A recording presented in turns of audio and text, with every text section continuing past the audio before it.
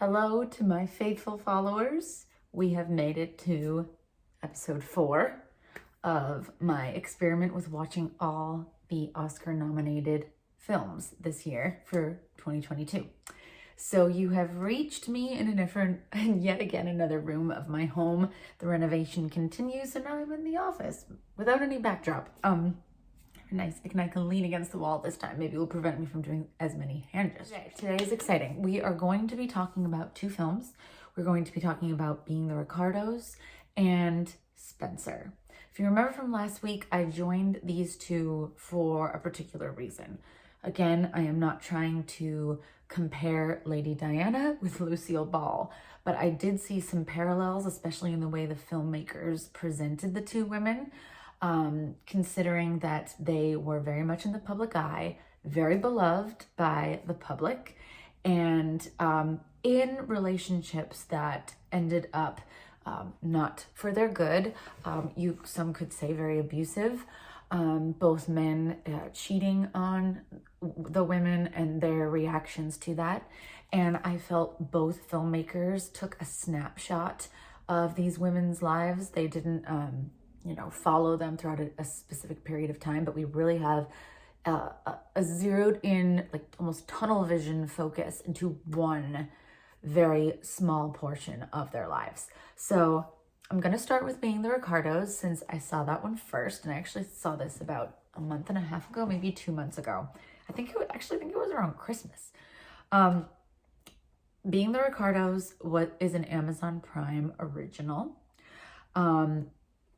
I'm gonna save my ratings for after, but it is directed by Aaron Sorkin. And if you know Aaron Sorkin, he's kind of known for fast, entertainment, choppy scenes. He's best known for, The Social Network, The Trial of the Chicago 7, which was nominated last year, Molly's Game with Jessica Chastain. It's weird, I never thought of those movies in relation to each other, but I can it's clear now that they're all his films. Hasn't really done a biopic, which I think we can call this one a quasi biopic. It isn't 100% based on real life events. He definitely took a lot of liberties with the script and based off of real life. But it is truer than you might think. So my general impressions of this film, not overly impressed. I had high expectations. I feel like I say that every week, but I really had high expectations because I grew up watching I Love Lucy. My mom was a huge fan, so my sister and I have watched every single episode. Love all of the characters, Fred and Ethel, Lucy and Ricky, little Ricky. So when I heard this was coming out, I was thrilled. And I also love Nicole Kidman. And I thought it was a little bit of an odd choice, but I was thinking to myself, if anyone can do it, it's Nicole. She's done so many roles that I really love. She can probably do it. Saw the trailer, didn't give much away in the trailer, so still piqued my interest. I'm not a huge fan of Javier Bardem. I just haven't seen a lot of films that he's in. But after having watched it, it's weird. I liked him as an actor, but I didn't really like him as Ricky. And I didn't like Nicole Kidman as Lucy. And that seems to be common. A lot of people are saying it wasn't right. The film got 68% on Rotten Tomatoes. Ebert gave it 3 stars, praising it for what it could have been and the idea, but falling flat on the execution. So interesting that both of these actors are nominated for Best Actor and Best Actress in a Leading Role. The film is not nominated for any other award at the Oscars at all. Simply Best Actor and Best Actress. One of the most coveted awards, so high praise there. But something about it, Nicole's accent, I felt it was forced. I think she got some of the emotion down. Lucy was known for obviously her comedic persona. on stage, but she was a little bit hardened and could be crass and could be abrupt in real life. And I think Nicole captured that correctly, but I found myself forgetting that not forgetting that she was Nicole, and not being swept up in like, oh, I'm watching I Love Lucy, an interpretation. I always had in the back of my mind, you're Nicole Kidman, which took me out of the story personally. There were rumors, I think this is true now, that Cate Blanchett was actually the first choice for Lucy, and she actually signed on, but then she had scheduling conflicts. And Cate had scheduling issues, and Lucy and Desi's daughter, real life daughter, was thrilled that Cate Blanchett was going to be playing her mom, and supposedly was devastated when she dropped out. I think she warmed up to the idea that it was Nicole, but it was clear that Cate was her first choice, and she was something she was excited about. I don't know how Cate would have done. I'm trying to imagine her in that role as well. I think she's a phenomenal actress, so she probably could. But now that I think of it, I don't know who would be appropriate for that role. In terms of the film, it really zeroes in this 1 week in Lucy and Desi's life. In 1953, it is a scandal, which this was true. So Lucy was, I don't want to say charged. She kind of had to go to, I think she had to go to court. I was reading about this back at Christmas because I had never heard of this. But she was accused of registering as a member of the Communist Party. And she said it was because her uncle like persuaded her into that, and it was a mistake, etc. And the film made it unclear whether like that was a lie to save face or whether it was a youthful mistake to say she was part of the Communist Party. But there was a real threat to, if this were true, the show would absolutely have been canceled. So the entire week is centered on the main larger issue of how do we get the show to move on from this tragedy? How do we prove to the people that Lucy is not a member of the Communist Party, that she is a true American? Because Americans love her, and this would be a complete threat and a huge blow to not only the show, but to Lucille Ball herself. And while that's developing in the background, that's like the overarching plot theme, there's this underlying of Lucy being always afraid of Desi having an affair. And we all know this. I mean, I think those who follow Lucille Ball and Desi Arnaz know that he was often in the tabloids for cheating on Lucy with like a different girl all the time. So the film kind of centers on her questioning it, her kind of, you know, wondering where Desi is at night. Why is he staying away? And he said, oh, I'm at the club because he's a musician. I'm playing, you know, I would never cheat on you. You're my main girl, Lucy. And I always say, I'm not going to spoil it, but you guys are watching it, and I know you know there could be a spoiler. For me, the best part of the movie is the ending, the end scene where he admits to having an affair, and how it is done is just great. Like, she finds lipstick on a handkerchief of his, and he's like, this is yours, like you kissed me, and she compares it to another handkerchief with her color lipstick, which is the total opposite of the lipstick on this, and you can see his face falls. And it's such a great moment because a scene directly before that, they say, you're right, you weren't part of the Communist Party, and Desi really helps foster America to love her again. And so it's like a personal and professional success, but then the failure of their marriage, like the very next scene. And when I was doing research, this did not happen at the same time. It wasn't like the day that he admitted that he was having an affair was also that day. But I kind of like how the filmmakers decided to put those two together, because that, I always say this word, but that juxtaposition of professional and personal life blending and one being superior to the other, I thought was really, really strong. For sake of time, just other things that stood out. Loved the actor and actress that played the secondary characters. So J.K. Simmons plays Fred Mertz.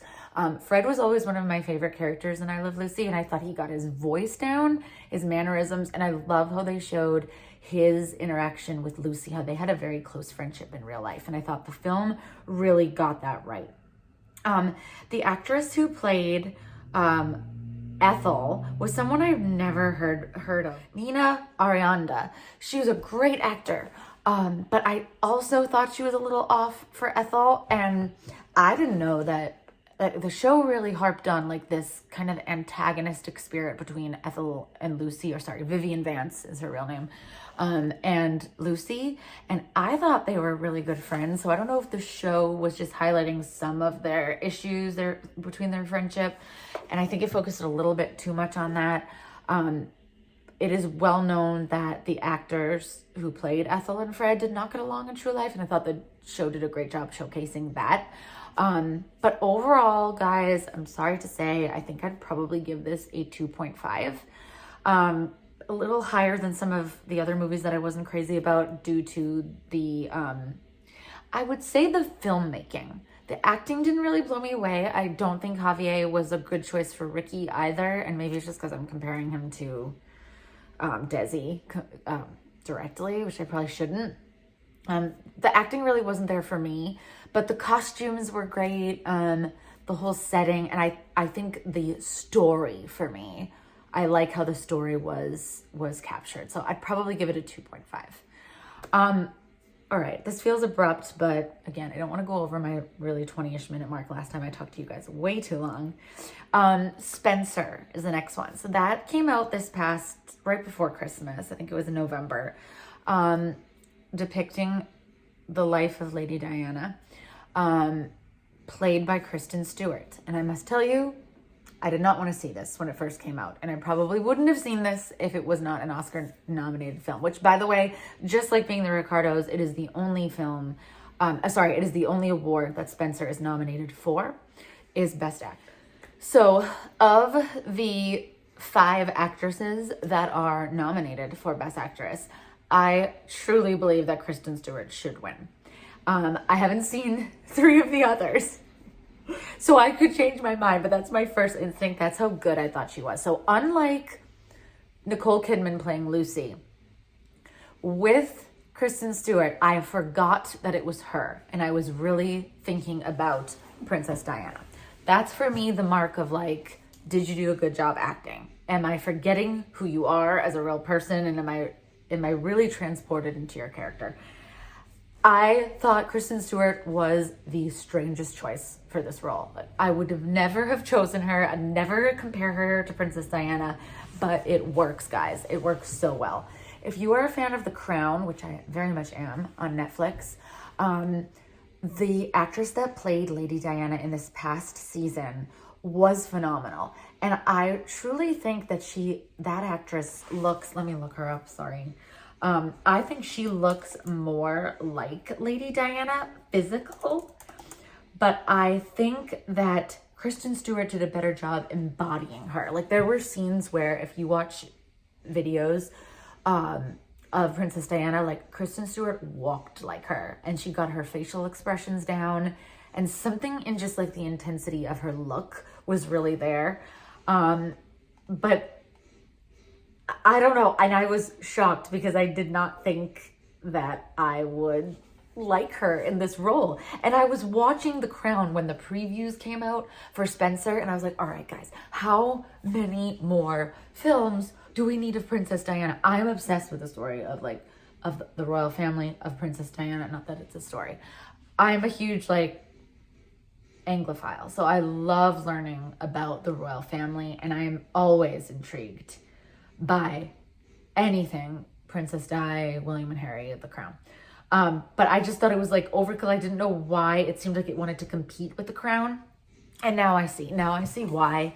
That it's completely different, and I'll tell you why, but we'll get to that in a minute. The actress who played her in The Crown is Emma Corrin. And I believe, I'm pretty sure she won an Emmy for that, as she so deserves. She was great.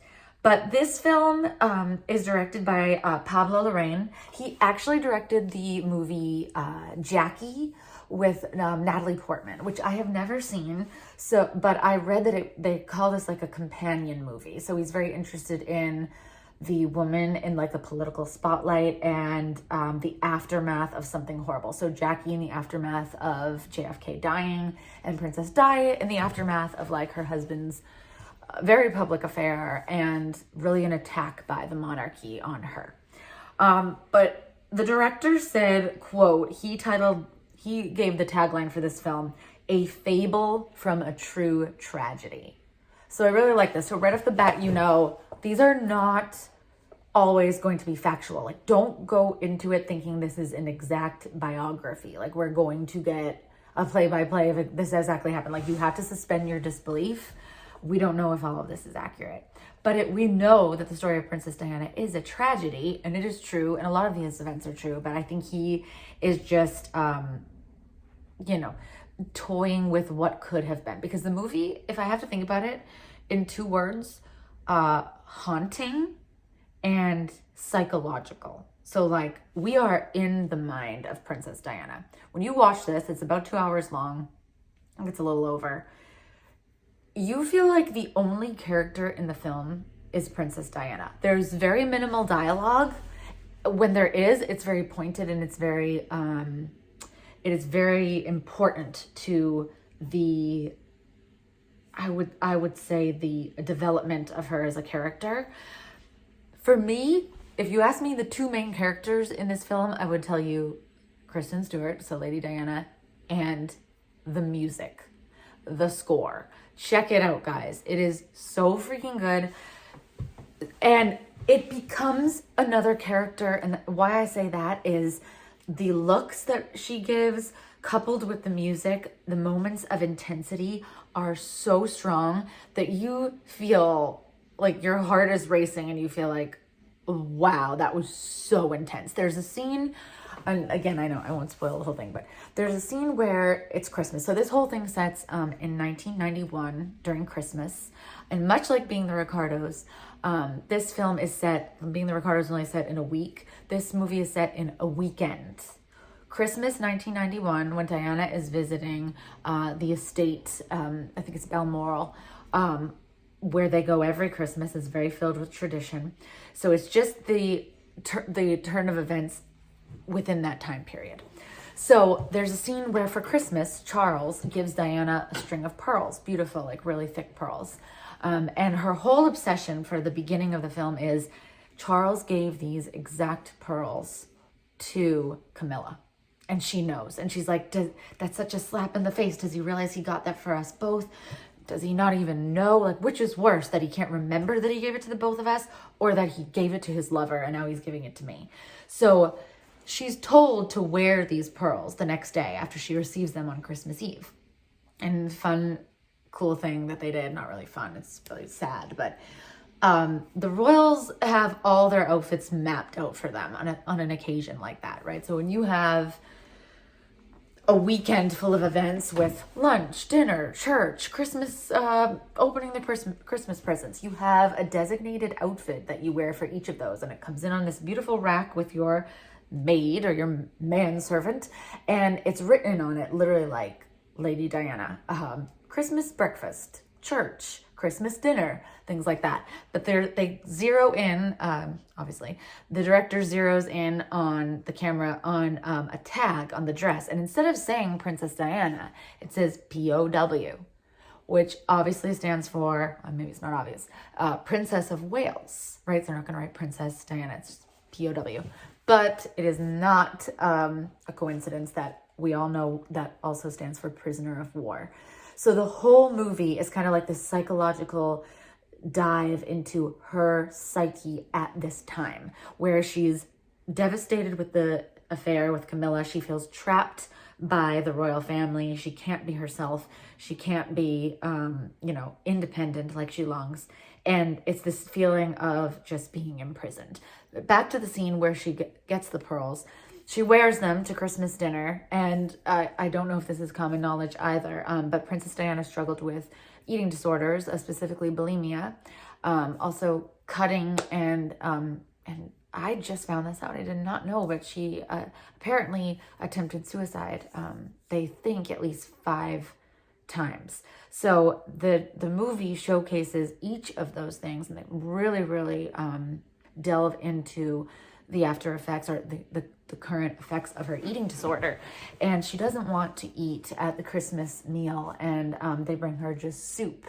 And there's this intense scene, which is why I'm circling back to the music, where the pearls around her neck feel like they're choking her. And she looks over at Charles, and he gives her kind of this sinister look. And you can tell she doesn't want to eat the soup, and she feels constricted, and she keeps pulling at the pearls. And you're questioning, like, is this really happening, or is this in her mind? And she gets so upset in the scene that she rips the pearls off her neck, and the pearls scatter all over the table and fall, many of them, into the soup.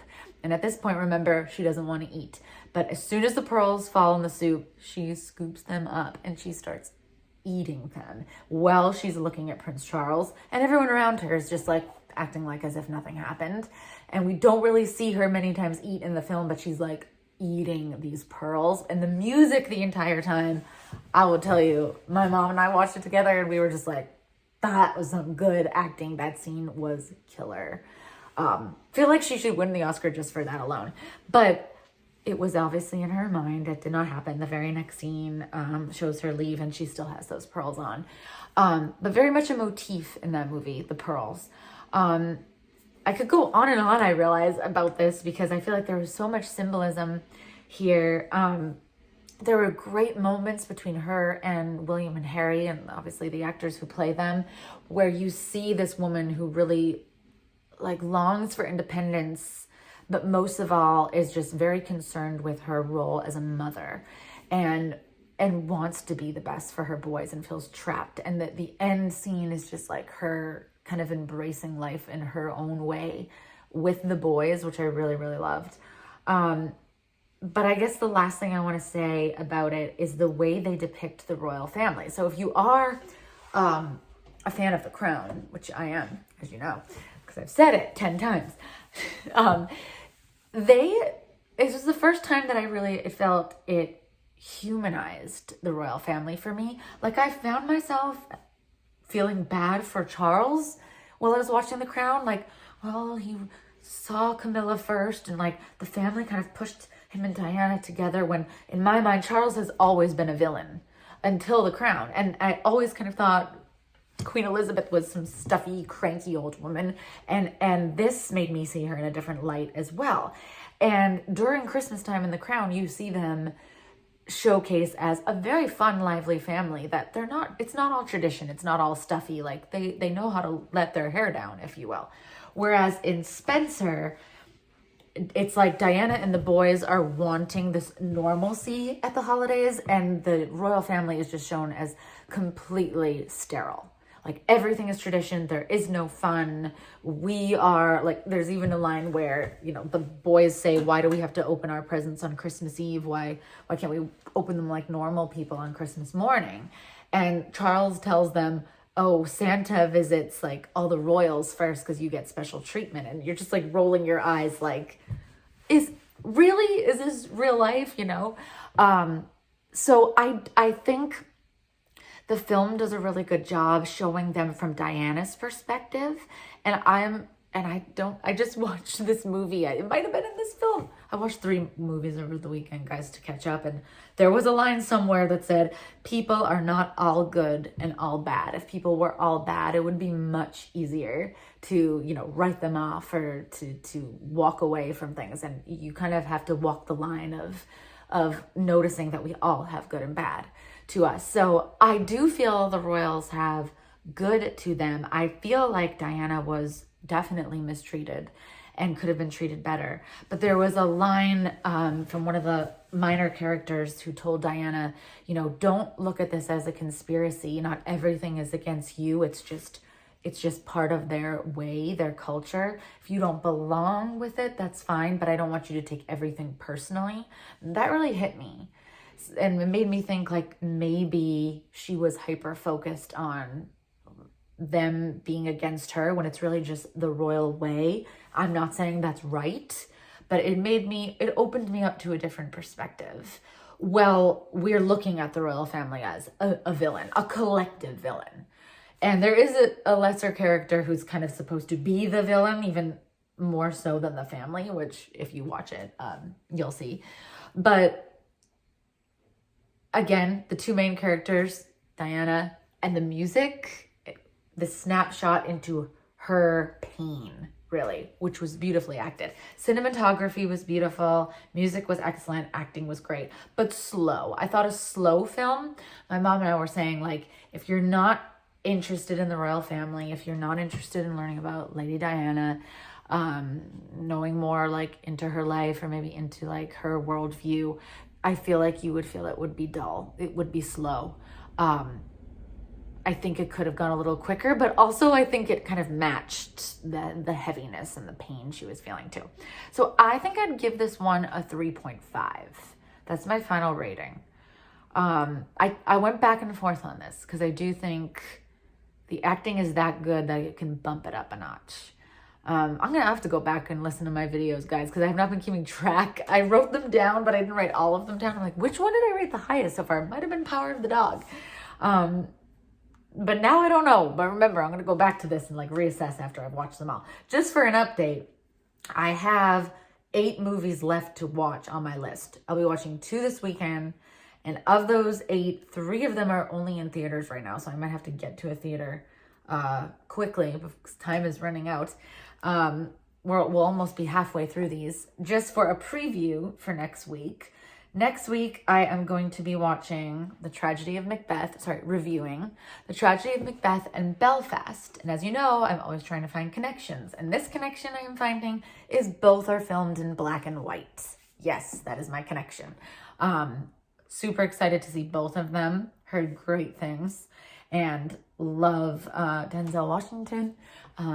Love all the actors in Belfast and the director, and the music has been stuck in my head from just the trailer. So that'll be next week. So stand by because those are big ones. Those are actually, Macbeth isn't nominated for Best Picture, but it is nominated for Best Actor for Denzel, and Belfast has many actors in it nominated also for Best Picture. Something tells me Belfast and Power of the Dog are going to be the 2 that are going to take most of them. Anyway, that just came to my head. On a final note, question for you all. Should I watch Encanto? I've heard great things about this. I've heard friends of mine that have kids tell me like that soundtrack is played all the time in their home. I gotta tell you, I gave a couple of the songs a listen, and I was not crazy about them. There's this one, I think it's We Don't Talk About Bruno, and I was like, why is this so fun? I don't really get the appeal, but maybe it's because I haven't seen the movie. And you know I love Lin-Manuel Miranda. It's really nominated for song and also Best Animated Feature, so I probably should add it to my list. I'm not going to make any promises, but I just want to know from you, is it good, and what would you rate Encanto? Because I don't have time to review it, but I think I want to watch it. Okay, as usual, this is longer than I thought, but thank you for taking this journey with me, and I love you guys, and I'll see you soon.